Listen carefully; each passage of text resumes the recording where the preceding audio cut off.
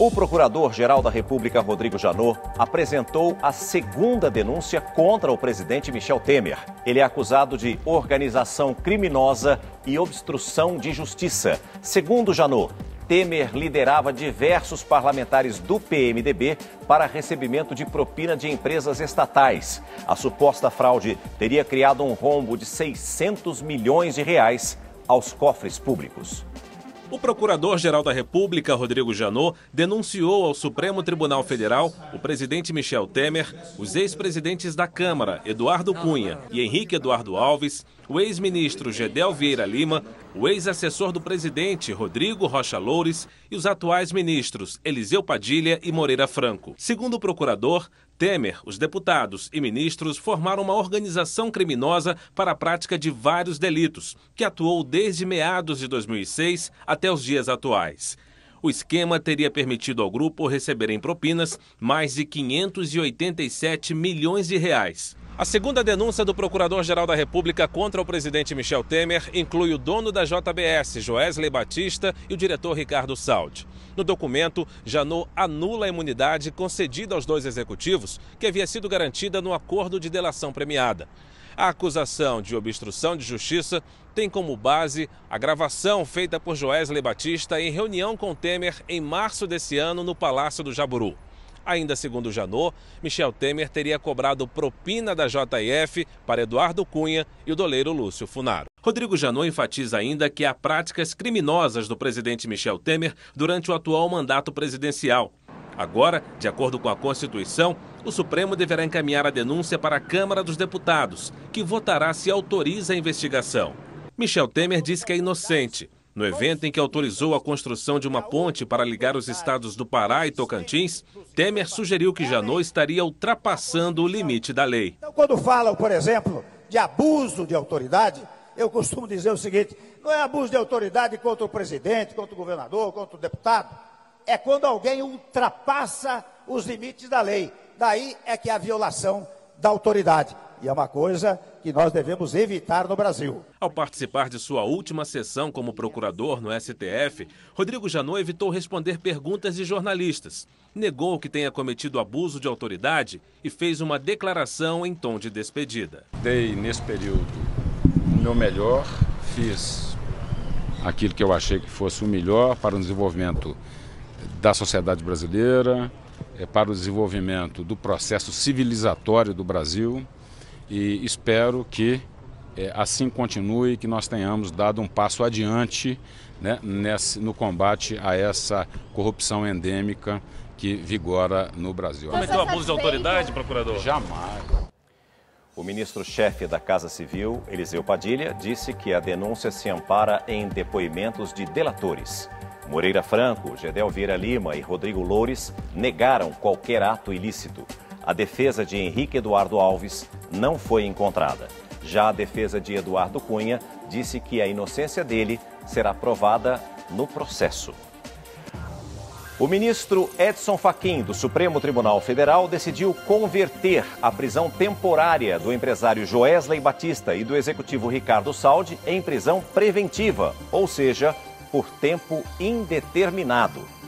A última conversa revelada entre Joesley Batista e o executivo da JBS, Ricardo Saldi, trouxe informações que pegaram o Ministério Público de surpresa. O procurador-geral, Rodrigo Janot, considerou grave a omissão de fatos durante as delações e abriu investigação. O procurador colocou o empresário e o executivo da JBS entre os denunciados. Na avaliação sobre a quebra de compromissos, Janot considerou que os dois delatores, Joesley Batista e Ricardo Saldi, desrespeitaram pontos que podem levar à rescisão de um acordo de delação premiada.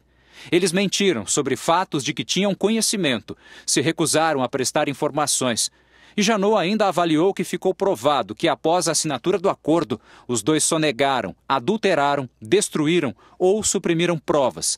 Esse jurista era crítico do acordo de delação assinado pelos irmãos Batista e executivos. A lei diz: líder de organização criminosa não pode obter a imunidade. Pode obter outros favores, diminuição de pena, formas de cumprimento de pena diferenciadas, isso pode, mas não pode gozar de imunidade. O texto é expresso de lei. Por ter descumprido as cláusulas da delação, Joesley Batista perdeu a imunidade prevista no acordo com o Ministério Público e agora o empresário pode ser processado criminalmente. Este doutor em direito afirma que não é comum uma mudança tão drástica nos rumos de uma investigação que envolva delações. Ele acredita que mesmo com a determinação da Procuradoria-Geral da República, o Supremo ainda pode ser chamado para decidir sobre o fim da imunidade. A lei sobre a delação, ela ainda é muito incompleta. Então ela permite uma abrangência de interpretações e uma abrangência de atuação, principalmente para o Ministério Público, que ficam perigosas. É importante que isso exista, mas ela deve ser muito melhor regulamentada, muito mais limitada. O advogado de Joesley Batista e Ricardo Saldi disse que os clientes ainda tinham prazo para apresentar provas e documentos complementares e que a rescisão do acordo não esperou a manifestação do Supremo Tribunal Federal a respeito da validade ou não da delação. E agora de manhã, o empresário Joesley Batista foi transferido de Brasília para São Paulo, onde vai participar de uma audiência de custódia. Enquanto Michel Temer enfrenta uma nova denúncia, o ministro da Agricultura, Blairo Maggi, é acusado de ter montado um esquema para comprar apoio político e também de tentar comprar testemunhas. Os agentes da Polícia Federal foram ao apartamento do ministro da Agricultura, Blairo Maggi, em Brasília, para cumprir mandado de busca e apreensão. No Congresso, o gabinete do deputado Ezequiel Fonseca também foi alvo da mesma operação. A polícia saiu da Câmara com material apreendido. Ao todo, foram 64 endereços em Brasília, Mato Grosso e São Paulo. De acordo com o ministro Luiz Fux, que autorizou as buscas, os alvos são suspeitos de prática de crimes de corrupção, lavagem de dinheiro e organização criminosa. Os mandados de busca e apreensão foram estendidos até aos carros usados pelos investigados. Blairo Maggi foi acusado pelo ex-governador de Mato Grosso, Silval Barbosa, de ter montado um esquema para comprar apoio político no estado.